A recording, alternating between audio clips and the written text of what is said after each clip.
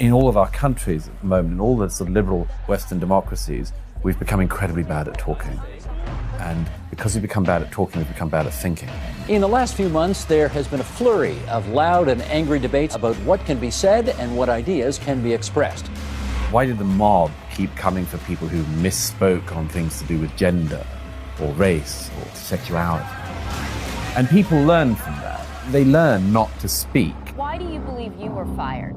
That's the sort of dark stuff you get into if you don't have a more honest conversation. I think it's the self-appointed task of those of us who do not have wobbly hierarchies over us to speak. One of the things I think a lot of us have started to notice and become worried about in recent years is weaponization of identity. You're not talking about politics. You are only fighting a battle to win. I'm not up for equality and then pretend that men and women don't exist, or that gender is just something you perform. I'm not just agreeing to say whatever the crazy shit is that everyone's being told to say today. They say that I'm the bigot. They don't mention that I'm gay because it doesn't help them.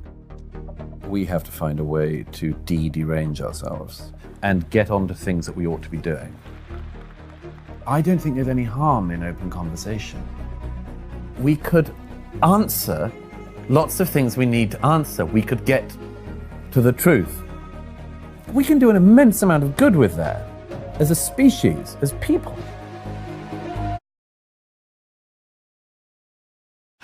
Let's explain what you guys did and what's so significant about it, because when I first read it, my first inclination, I had two reactions. One was a huge laugh. I laughed really hard, and then I said, thank God somebody exposed this. Yep. Yeah. So tell me what you guys did. Jim, go for it. Yeah, so let's explain who you guys are and what you do. Yeah. Okay. My background is in mathematics. I bailed out on academia in 2010, though, because I kind of see the writing on the wall. And so now I am a renegade gender scholar, and I write nonsense about genitals. That's primarily what I do.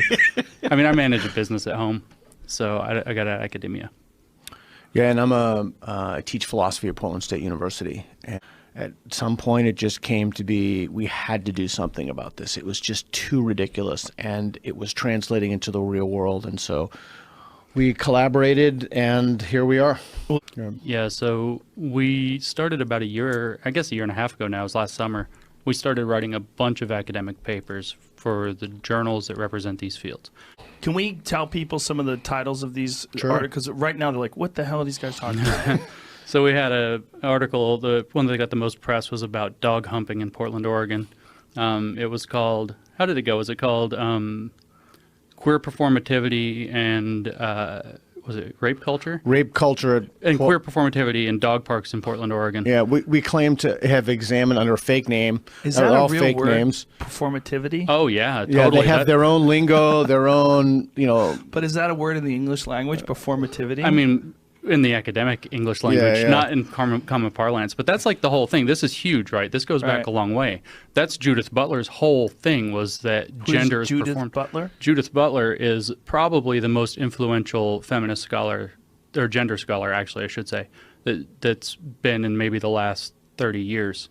She's big time. And so she had this whole thing that gender is performative. It's something you perform. It's not something that has anything to do with your biology. Retracted articles. Oh, yeah, there it Human is. reactions to rape culture and queer performativity at urban dog parks in Portland, Oregon. Why is it retracted? Because it's Because they realized that you bogus. guys were hosing them? Yeah. Human reactions to rape culture and queer performativity. we claim to have closely examined the genitals of just under 10,000 just dogs. under 10,000 dogs, and then interrogated their owners as to their sexual orientation. Well, we made up these totally insane, dogs humping incidents and how they beat female dogs, but they didn't beat male dogs. So that's one of the papers that we made. The other paper that Well, we with wrote, this one also, they had the whole thing like if a male dog humps another male dog, especially men would freak out and break it up. Yeah. Stop that, because that's the queer performativity part. Yeah. But then if a male dog humped a female dog, they'd be like, get her, girl.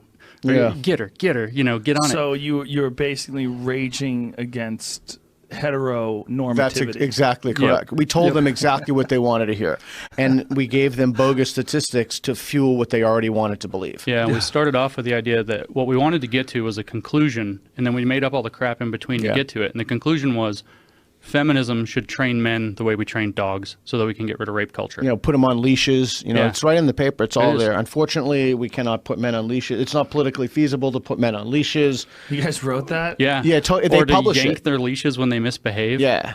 And this paper didn't just get published. The journal said that this was exemplary scholarship and gave it an award. Says one of the Oh my God. Says one of the best pieces. This year is their 25th anniversary. So this journal's been doing this for 25 years. That's the story of Brett Weinstein at Evergreen State College, which maybe you've heard about. That made a lot of news. It was a small, super liberal college in Olympia, Washington. It completely melted down. I mean, you had kids patrolling campus with bats, trying to drag people out of their cars. They took control of the faculty. They took control of the administration in particular. In the video, there was a kid yelling at somebody in a video, very near the end of the video, if you notice that or remember that. That was a student who was caught up in this aggressive riot that took over the campus, yelling at the president of the college, telling him to shut up and that all things are terrible. They made him hold his hands to his sides. And so a friend of ours, Brett Weinstein, was a professor there. And they talked to, this was all embroiled around him, and he was standing up against it more or less with no help. No one will stand alongside anybody who tries to push back against this. Talk about that for a minute. But let me finish. The racist issue was they said that the campus had become unfixably racist, even though it's one of the least racist campuses in the country. And Brett said, what's your evidence for that? And they said, asking for evidence is racism. And I said, no, we're going to get zero, and we're going to just torpedo our own careers and make fools of ourselves. And then we thought, well, maybe we can just write kind of gibberish and see if they can tell something that it's beyond nonsense. It's just completely worthless words on paper with random citations attached. And it turns out that they were able to detect that. They did not let us do that. And that's where we failed, and we realized, okay, these people can't be tricked. It's not any kind of nonsense that they're publishing. It seems to be a very specific kind of nonsense. So that's when we decided, oh wow, we need to learn this stuff. Let's actually see what this literature in the academy says. Let's understand it ourselves, and let's start to reproduce it by, you say we cited their papers. We didn't just cite them, we used the ideas faithfully. We understood the arguments, the concepts, the entire project that they're engaged in, fed it back into their system, and let them validate that we had understood it correctly by publishing our papers at the highest level of academic credibility. You talk about what exactly the idea laundering is, how it happens, and what you uncovered. Yeah, so everybody kind of has a sense, I think, I don't know, because of that movie that was quite funny in the 90s, the Office Space movie, maybe everybody doesn't know how money laundering works. But with money laundering, the idea, of course, is that you obtain money in some illegitimate fashion, you put it through some channels so that it comes back to you, and now you have a legitimate paper trail that makes it look clean, and now you can use it. So it's a way of making dirty money look legitimate. Idea laundering is this parallel concept our friend Brett Weinstein gave us to describe what we had uncovered.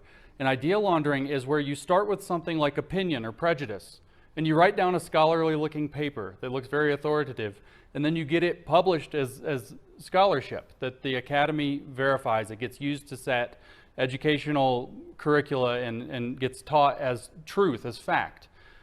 Once you take these ideas and prejudices and then you can push through, get them published as though they're scholarship, people will refer to those as though they are legitimate knowledge. Let me put a quote to you from the book, where you say there are whole disciplines in universities forthrightly hostile towards men. These are the areas of study dominated by the postmodern stroke neo-Marxist claim that Western culture in particular is an oppressive structure created by white men to dominate and exclude women. But then I want to put minorities too dominate and exclude okay, sure. and women. But I want to put to you that here in the UK, for example, let's take that as an example, the gender pay gap stands at just over 9%.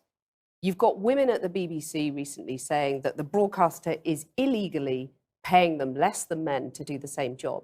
You've got only 7 women running the top FTSE 100 companies. Yeah. So it seems to a lot of women that they're still being dominated and excluded, to quote your words back to you. It does seem that way, but multivariate analysis of the pay gap indicate that it doesn't exist. But that's So just you not do, true, you- is it? That's I mean, that absolutely 9% pay gap, that's a gap between median hourly earnings Yeah. between men and women. But there's That multiple, exists. yeah, but there's multiple reasons for that. One of them is gender, but it's not the only reason. Like if you're a social scientist worth your salt, you never do a univariate analysis. Like you say, well, women in aggregate are paid less than men. Okay, well, then we break it down by age, we break it down by occupation, we break it down by interest, we break it down by personality. But you're saying basically it doesn't matter if women aren't getting to the top, because that's what's skewing that gender pay gap, isn't it? You're saying, well, that's just a fact of No, life. it's saying Women it aren't doesn't necessarily matter. going to get to the top. No, I'm not saying it doesn't matter either. You're saying I'm it's a saying fact there are of life. multiple reasons for it. Yeah, but and they those aren't being reasons, taken into why account. should women put up with those reasons? Why should Why should women be put up with it? content I'm not not saying to that get they to should the top? put up with it. I'm saying that the claim that the wage gap between men and women is only due to sex is wrong. And it is wrong. There's no doubt about that. The multivariate analysis have been done. So I can give you an You keep on example. talking about Wait a second. multivariate analysis. Let me give you an example. I'm saying that 9% pay gap exists. Yeah. That's a gap between men and women. I'm not saying why it exists, but it exists. Now, Yeah, but if you you're have a to say woman, why that it seems exists. pretty unfair. You have to say why it exists. But do you agree that it's unfair? If you're a woman, Not necessarily. and on average you're getting paid 9% less than a man, that's not fair, is it? It depends on why it's happening. I can give you an example. Okay. There's a personality trait known as agreeableness. Agreeable people are compassionate and polite. And agreeable people get paid less than less agreeable people for the same job. Women are more agreeable than men. Again, a vast generalization. Some It's not women a are not more generalization. agreeable than Yes, men. that's true, but that's right. And some women get paid more than men. So you were saying that by and large, women are too agreeable to get the pay rises they deserve. No, I'm saying that that's one component of a multivariate equation that predicts salary. And this is, you got in trouble for refusing to call trans men and women by their preferred personal pronouns. No, I want to that's ask- not actually true. I got in trouble because I said I would not follow the compelled speech dictates of the federal and provincial government. I actually never got in trouble for not calling anyone anything. Right. That didn't You happen. wouldn't follow the change of law, which was designed Not to once it was outlaw law. discrimination. No. Why Well, should that's your... what they said it was designed to do. Okay, you cited freedom of speech in that. Why should your right to freedom of speech trump a trans person's right not to be offended? Because in order to be able to think, you have to risk being offensive. I mean, look at the conversation we're having right now. You know, like you're certainly willing to risk offending me in the pursuit of truth. Why should you have the right to do that? It's been rather uncomfortable. Well, I'm very glad I put you on the spot.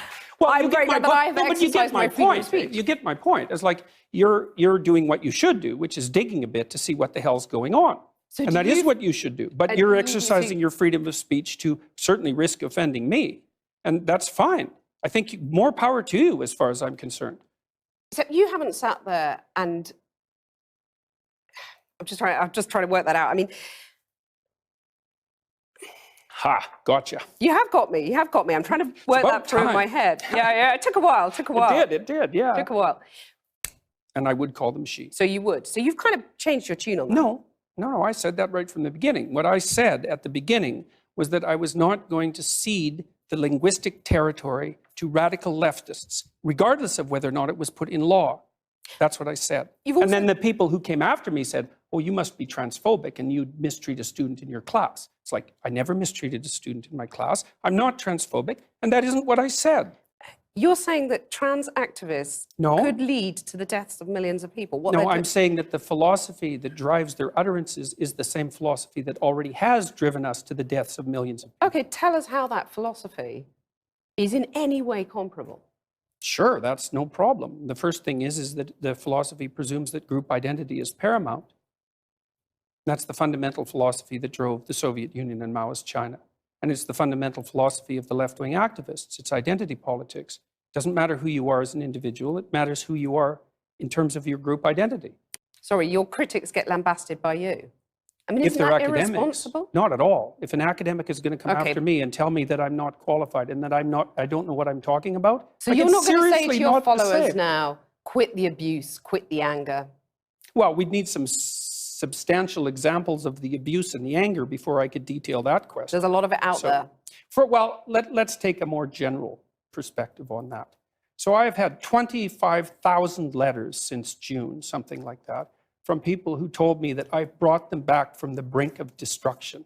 And so I'm perfectly willing to put that up against the rather vague accusations that my followers are making the lives of people that I've targeted miserable. Here, we could lay it out quickly, Okay. you know, because I've been thinking about how to communicate this properly. And so the thing about the postmodernists, and I'm going to speak mostly about Jacques Derrida because I'll consider him the central villain. Now, he actually, they make a point. Explain who he is, please. Well, he's a French philosopher, French intellectual who became quite popular in the late 1970s and then was introduced to North America through the Yale Department of English. And of course, English literature is one of the disciplines that has become entirely corrupt. And so Derrida was a Marxist to begin with, but that fell out of favor because it turned out that Marxist political doctrine kept producing evil empires, and even radical left French intellectuals were forced to admit that by the mid-1970s. You know, they'd put their head in the sand for 20 years, 50 years really, thoroughly in the sand, and made sure their ears were full too. But by the mid-1970s, the evidence that that was the case was so overwhelming that even a French intellectual couldn't deny it anymore, and so they started to play sleight of hand with the Marxist ideas. So instead of trying to promote the revolution of the working class against the capitalist class, let's say, they started to play identity politics and said, well, we can just separate everybody into oppressed versus oppressor, but we don't have to do it on economic grounds. And so we can call it power instead of economics. So that's still being solved now. Okay, in literature, the same thing happened. What the postmodernists realized was that if you took a complex book, let's say the Bible, for example, or a Shakespeare play, there's an endless number of potential interpretations that you can derive from it because it's so complex and so sophisticated. So imagine that, well, you can interpret the word, you can interpret the phrase, you can interpret the sentence, you can interpret the paragraph, you can interpret the chapter. Let's say you have to interpret that within the confines of the entire work, then of the entire tradition, and then within the context of discussion that you're currently having, and all of those things affect how you're going to interpret the play. So their conclusion was, well, there's an infinite number of ways to interpret a text. And then their conclusion was, well, there's an infinite number of ways to interpret the world. And there's a way in which that's correct. And so the next conclusion was, there's no right way to do it. So you could do it any old way. We're going to start with the great dividing line in the world between left and right, between conservatives and liberals, between capitalists and socialists, between small government and big government people. And it is the difference between equality of opportunity and equality of outcome. Equality of opportunity and equality of outcome. So think of a poker game, for instance.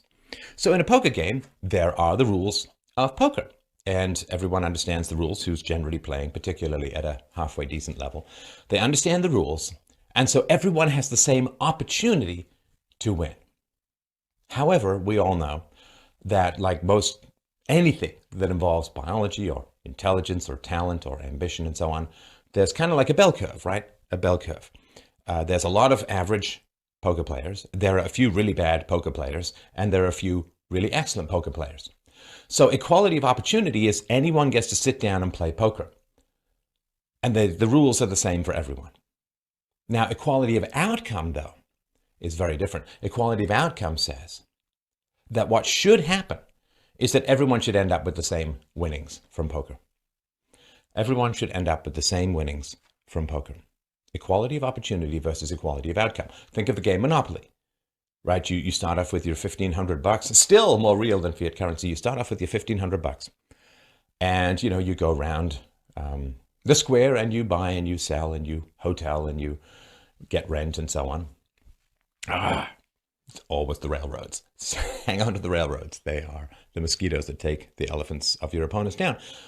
But when you play Monopoly, everyone starts out with the same stuff. There's some randomness in the roll of the dice, and there's some skill in the negotiation and the purchases, or deferral of gratification if you don't purchase stuff later.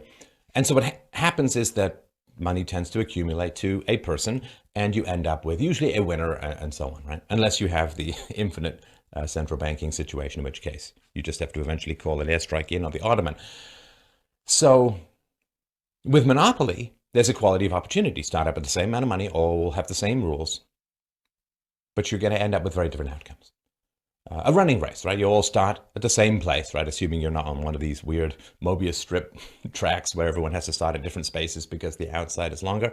You start at the same place. Everyone has the equality of opportunity, but of course not everyone is going to cross the finish line at the same time. Equality of opportunity versus equality of outcome. Now, if you want to understand what the term social justice means, so the original term justice didn't need the social on it. Justice, is equality of opportunity. Justice is everyone's subject to the same laws. No one is above the law. So you can go out and start a business. You can go and work for someone else. Everyone has the same opportunity, but the outcomes are going to be very different. So justice is equality of opportunity, same laws for everyone. Social justice is equality of outcome, that everyone ends up roughly the same. Or if there is a bell curve, it's kind of squished towards the middle. It's less of a hill and more of a pillar, right? You can squish everyone around the middle. And this is the idea, you take money from the rich and you give the money to the poor and so on. And so this difference, equality of opportunity versus equality of outcome, that is the difference. Now, the small government folks are happy with equality of opportunity. Now, they say, property rights and a free market and so on, and let the best man or woman win. Just everything's open to be bidded on. You can go start a business. Anyone can go start a business, and whoever wins, wins. That is unbearable to the social justice people, because that tends to produce a disparity of outcomes. There are some rich, a lot of middle class, and some poor. It's the bell curve, right? It's the bell curve, right? Remember the middle class that used to exist in America now doesn't really exist as much anymore. It's really being crushed. More people sliding off onto the left of the bell curve into the poor, and more people being vaulted up or climbing up to the very rich for a variety of reasons we've talked about in other shows. Nothing to do with the free market, which has been shrinking for many decades. So when you look at society and you hear the term social justice, what you're hearing is we want equality of outcome. We want the equality of outcome. We don't care about equality of opportunity, because you can't have both. If you have equality of outcome, you can't have equality of opportunity. Equality of opportunity, for instance, is property rights and the free market. Equality of outcome means a violation of property rights and the free market. George Orwell once said, "Some ideas are so absurd that only intellectuals believe them." And indeed, many progressive intellectuals think that any group disparity in societal outcomes is a sure sign of discrimination and marginalization. For instance, if company CEOs are predominantly male, this is because women are discriminated against. And if average black income is lower than whites, this is because whites discriminate against blacks. Same goes for the disparities between, disparities regarding Oscar winners of Wimbledon prize money, the works of art in museums, everything. However, everyone can easily observe that groups differ in talent and motivation or circumstances, provided you have 2 eyes to see and the same number of brain cells. Well, according to the International Shark Attack File, more than 90% of all shark attack victims are male. And those horrible sharks are even racist too, because 95% of their victims is white. This is definitive proof of blatant sexism and racism. I think. The most plausible explanation is, however, that white males swim with the fish more often. So not all differences in outcome are due to discrimination. But discrimination is still rampant. Suppose you approach a dark alley on your way home at night. We have all experienced something similar. And you notice a group of strangers standing there. And it matters for everyone whether there are 4 skinheads standing there or 4 old ladies in floral dresses. What's happened with the young of today is that they have been, I don't like to use uncomplimentary terms like brainwashed, but they have been brought up to believe a set of opinions. They've been taught very systematically what to think, and very seldom have they been taught how to think. And so the whole idea of being confronted with somebody who doesn't agree with them isn't just, well, it's not a challenge or a moment when you become curious, it's an outrage. How can anyone dare to believe these things which I've been taught from the very start are wrong? So they begin from that point of view. I'm quite impressed by the number of people who've escaped it or who have actually managed to find their way out of it. But I'm not surprised by it, and I'm in a sort of strange paradoxical way sympathetic to the plight of the people who attack me. There is one particular person who writes to me from a very, very ferociously feminist point of view every few months. Absolute streams of vituperation and loathing, and I'm always extremely polite to her, because I think that quite possibly the moment may come when actually she may be open to argument, and so why not? I sympathize. I know I always sympathize with people really taking on a point of view and arguing it to its logical conclusion with all the force at their command. What's wrong with that, ever?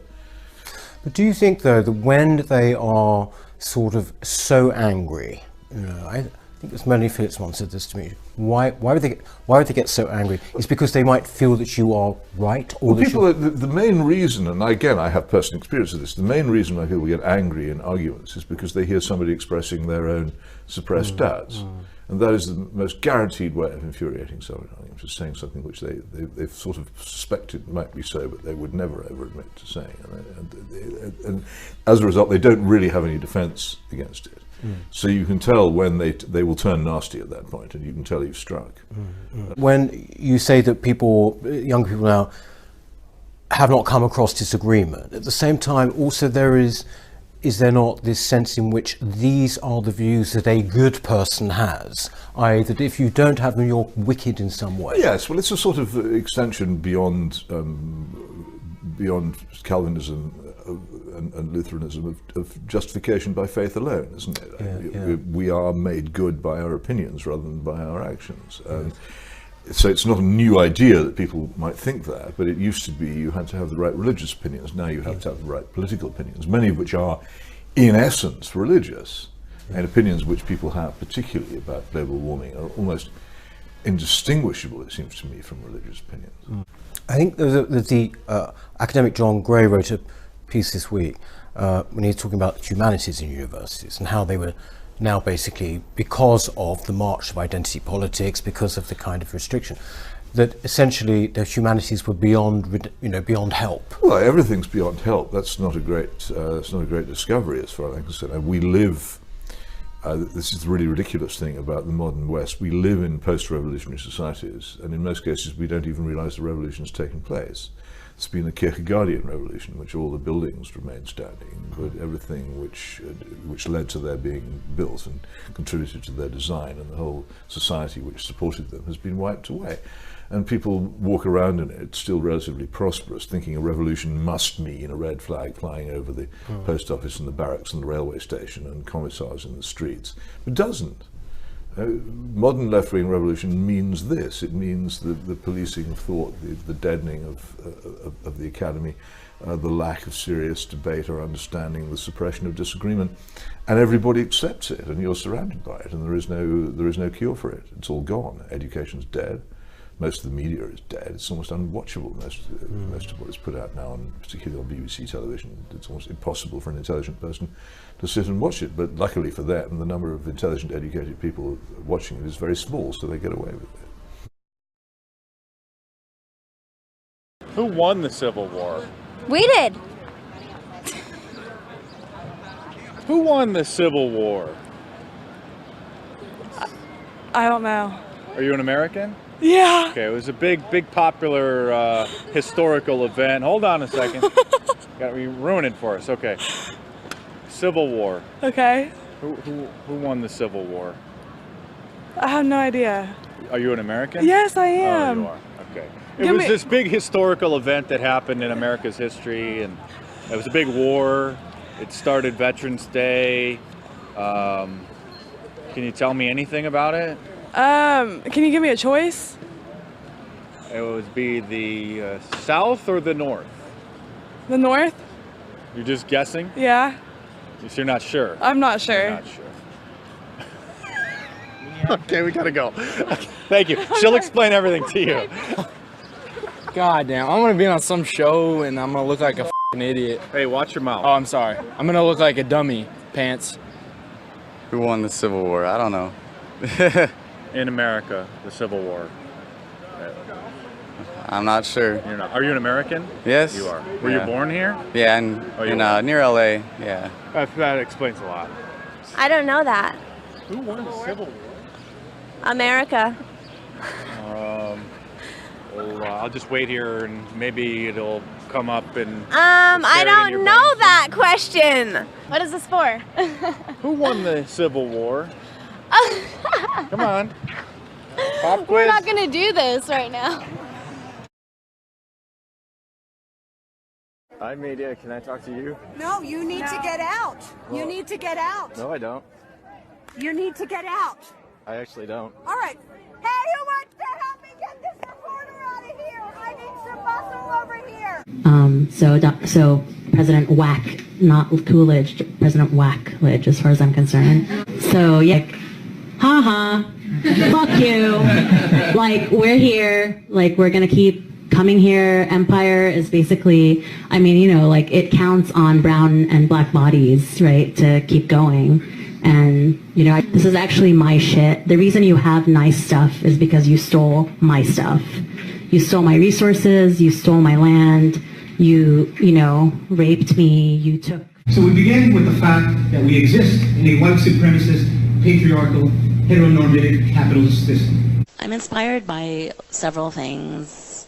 Usually my hatred for the man. And sometimes I just say that I can't fucking stand the white heteropatriarchy, and then sometimes I'm sucking a white dick. I don't give a fuck. I don't give a fuck. I'm buying guns. Like, Rhonda's buying guns. I'm an American. I'm buying guns. You know, the other side is like doing some stupid shit. I'm gonna do some stupid shit. And hones their writer's voice is by telling people to shut the fuck up when they annoy them. You know, call them out for their inappropriate and spilling out masculinity. Make fun of them in public around a bunch of other people that were at an event. Hello, Rhonda. It's random. I got 2 questions. I hope you're fine with that. First of all, I want to acknowledge the fact that you're... Dude, no woman asked 2 questions. Look at this shit. This dude's like, I got 2.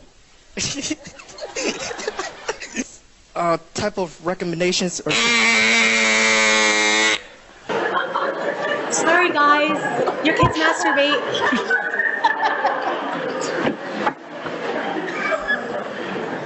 Yes. I'm so proud when people walk out of my talks. I'm just like, fuck yeah.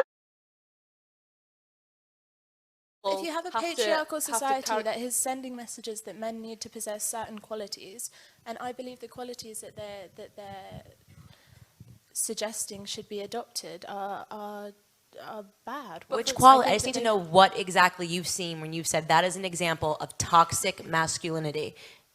I think men feeling that they need to dominate spaces physically and speaking over women, interrupting women, belittling them. Yeah. Do you see how good I'm being? I mean, you can...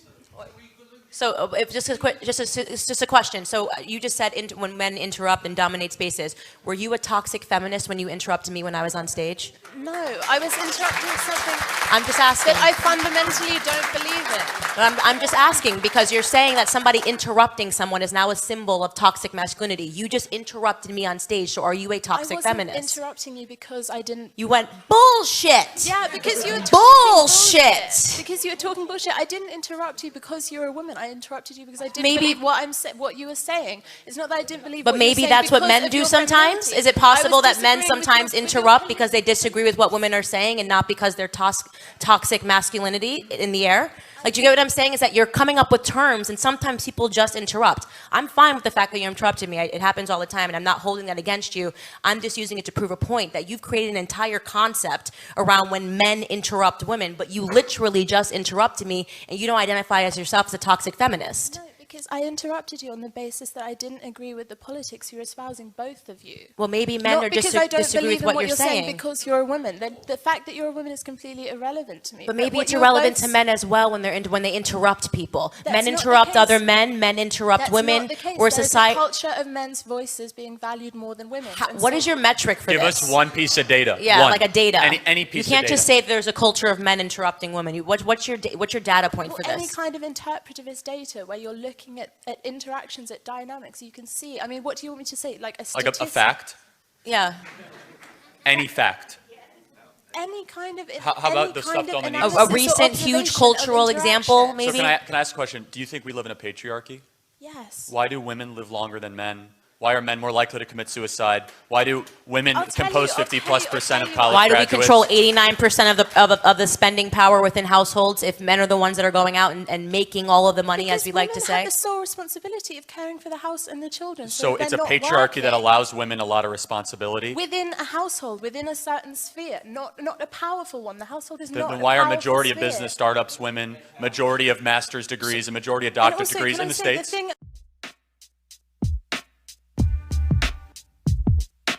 One, two. Yeah. Why are you a feminist, just out of interest? Because I don't think that men have the right to own women. Yeah, but they don't own women. In what way don't women have self-determination? I believe in equality between the sexes. Are they equal, though? I believe that the patriarchy is extremely detrimental to both men and women. How do you prove patriarchy? And I think that... You see, this is why I don't want to debate you, because every word I say, you've got a little but everything you're comeback saying... thing. Yeah, but everything you're saying is very training loaded. Against me. Yes. I can't afford fucking debate lessons. I Like haven't you had have. debate Oh, lessons. come on. Or at least a lot of practice. I You're can agree. saying this is like... So how is it that women in this country don't have self-determination? I'm really curious about that. I think they do. I think like the ladies around are just like, what are you talking about? I do what I want, and that's as it should be. Yeah, exactly. I wish my wife would stop telling me what to bloody do. You know what I mean? I'm looking for self-determination for me, married men. I'm just kidding. Come on. The question you and all of your stupid fucking feminist cultists need to be asking is, why are these men... This is a quote from him. Yeah, it's fine. Carry on. The question you and all of your stupid fucking feminist cultists need to be asking is, why are these men becoming misogynists in the first place? Yes. What is this feminist-run society? Feminist-run society We have doing feminists to in our them government. that is causing them to go insane? We have feminists in our government. Do you not realise this? Are there any MRAs in our government? I can name you a slew of feminists who are a sisterhood, according to Jess Phillips, a feminist in our government. I mean, maybe Philip Davies, is he an MRA? He probably is. He's one guy, compared to dozens of feminists. I mean, do you not think that there is an influence of feminism on our society? Is it not? Not It's in enough every of it. university? Not enough. It's no, in not enough. every university has a feminist society. Yeah, Do they have and men's rights have societies? you looked at like rape statistics in university? Yes, they're very Who's low. getting raped? They're very low. Women. They're very not low. men. They're lower than the surrounding Normally. cities in which they're found. It's safer on a university campus for a woman than And anywhere so else. it fucking should be. There shouldn't be anything Then what like are you that. complaining about? What am I complaining about? If not it's as it I'm should be. complaining about being called a stupid fucking cultist feminist. But you don't Stupid seem to be able to fucking prove feminist patriarchy. cultist. Yeah, but you seem to I be. can't prove patriarchy. I can't like. Well, it seems like drag a it out religion. of thin air, can I? And go, look, here's the patriarchy. I can say that as a woman, I have felt unsafe. I have felt oppressed. As a man, for I my feel femininity. unsafe. For my masculinity. Really? Yes. By your supporters. And that, would you say that Am I not allowed to feel I don't unsafe? have supporters. I'm just Well, like a normal person. No, you're a feminist. You're definitely not a People normal on person. a similar angle to me, maybe. But am I not allowed to feel this way? Is that not Are you valid? not allowed to feel oppressed? I would argue that you're being oppressed by the patriarchy. You're being oppressed by the ideals that... I think I'm being oppressed by feminists. Yes, exactly. Look at the Middle East. They're bloody strong patriarchies over there. You know? Are you saying that they're strong, like, in a good way? No, I'm thinking they're just strong. They're very powerful patriarchies. so- I mean, every woman in Saudi Arabia is head to toe. That's powerful. I don't like it. I think that's terrible. I think women should have self-determination. I think you should have the right to vote, live where you want, marry who you like, do what you want. And you do. Who stops you? Only be respected if you look sexy. No, not at all. That's like the kind of shit I'm talking about. No, well, hang on. I don't think that women who like dress in a particularly revealing way are very well respected. I think they're generally quite disrespected. Like these ladies here are very respectable and they're not dressed. You think that's better? Well, what do you mean? If somebody dresses revealingly, they're suddenly like less worthy of respect. I think that other women disrespect them. Really? Yes. I would call that Yeah. ingrained misogyny. Yeah, I know you would because you're a feminist cultist. You know, I think the idea of white privilege is absolutely reprehensible. And it's not because white people aren't privileged. You know, we have all sorts of privileges, and most people have privileges of all sorts, and you should be grateful for your privileges and work to deserve them, I would say. But the idea that you can target an ethnic group with a collective crime, regardless of the specific innocence or guilt of the constituent elements of that group, there is absolutely nothing that's more racist than that. It's absolutely abhorrent. I can't...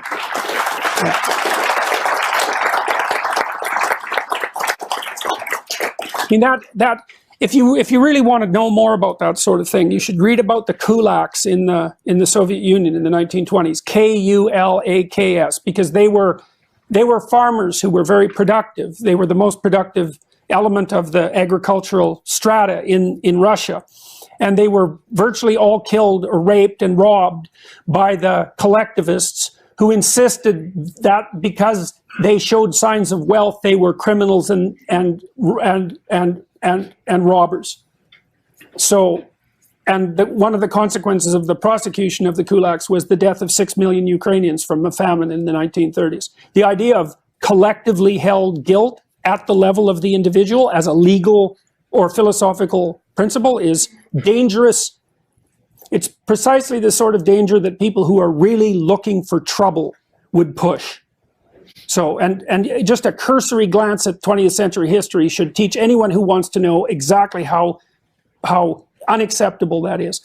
With regards to your first, okay, there's the safe space issue, but you also said something right at the beginning. You announced your sexual preference at the beginning, and I understand exactly why you did that, but I have a comment about that.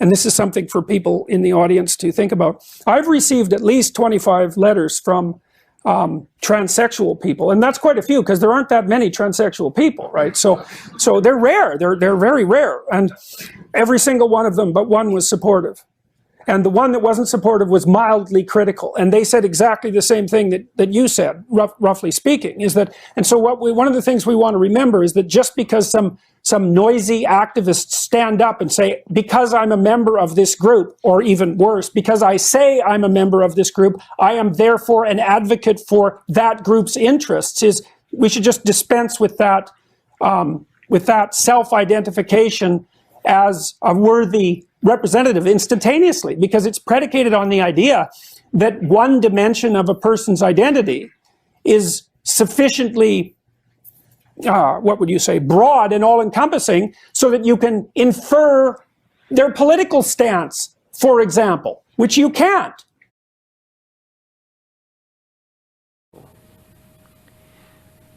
Or then there's postmodernism.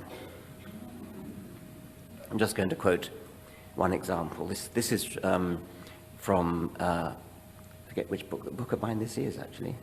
I think it's... Oh, I know. Yes, it's a book review of a wonderful book by Sokal and Breakmore. Sokal was the physicist who did that splendid spoof article which fooled all the postmodernists and left them with egg on their face. The feminist philosopher Luce Irigaray is another who is given whole chapter treatment by Sokal and Breakmore. in a passage reminiscent of a notorious feminist description of Newton's Principia as a rape manual. Newton's Principia is a rape manual. Irigaray argues that E equals mc squared is a sexed equation. Why? Because it privileges the speed of light. Privileges is one of their favorite word, I dare say you've noticed. It privileges the speed of light over other speeds that are vitally necessary.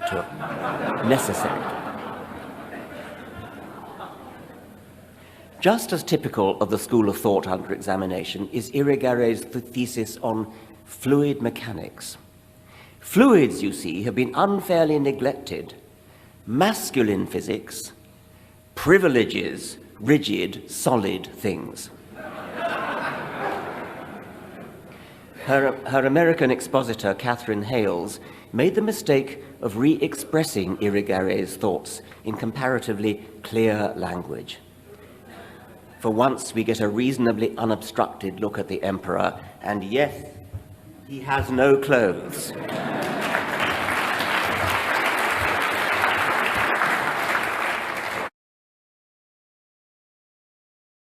What we see is that there are ideas around, of course there are ideas around all the time, and this idea, the intersectionalism, the identity politics, the weaponization of identity, have been around in this form since at least the 60s, 70s, been worked on in the 80s at American universities.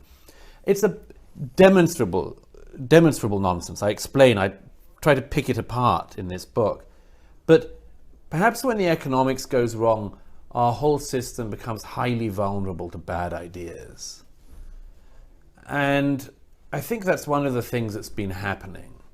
And into the system in the last 10 years has flooded these claims about LGBTQI issues, about women issues, about racial issues.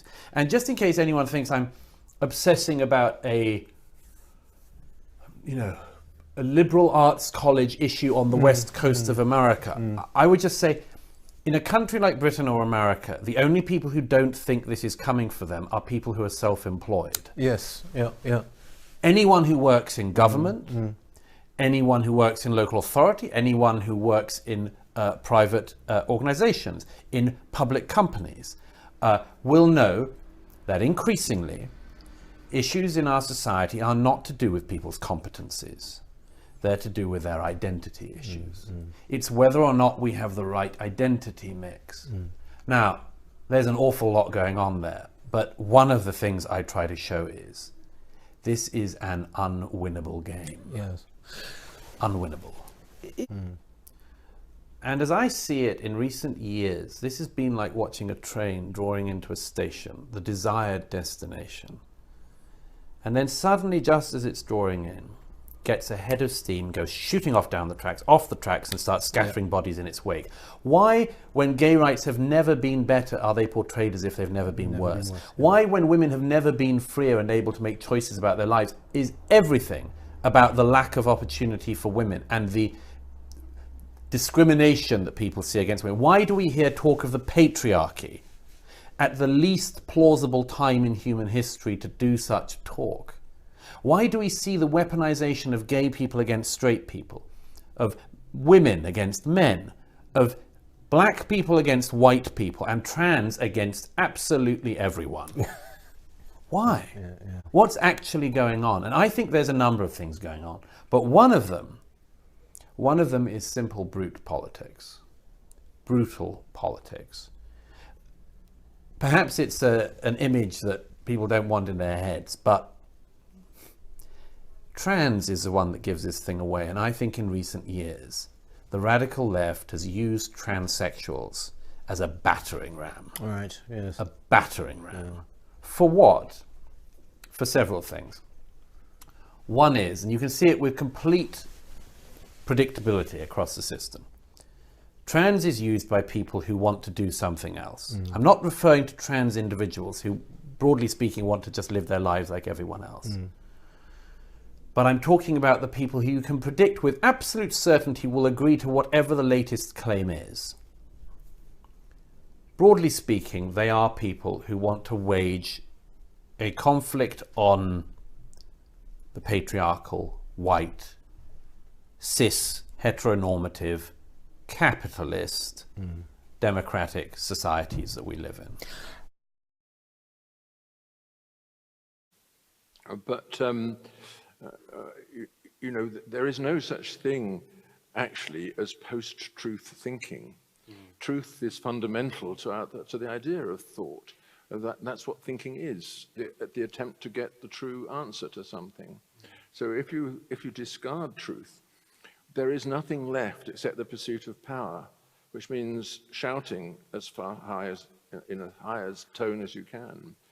And I think this is one thing that university students have to confront in the humanities.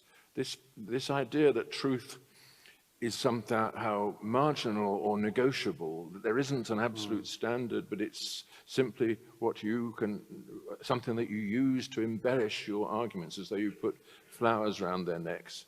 You know, that is something that is preached by many of the gurus whom people study, in particular Michel Foucault, who was so influential and still is in forming the new curriculum.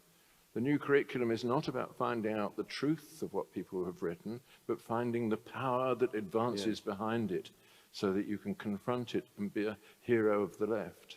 I have to say, I'm amazed by the move that's been done on this with the post-truth thing, because the people who complain about Donald Trump and others as being post-truth, and they've got a point, of course, but they are the very people themselves who pulled down the whole concept of truth. Every philosopher they admire deconstructed the idea of truth for decades. Yes. And at the very least, they enjoyed it or went along with it. They never opposed it. And this is one of the things in your book, The Thinkers of the New Left, that you expose.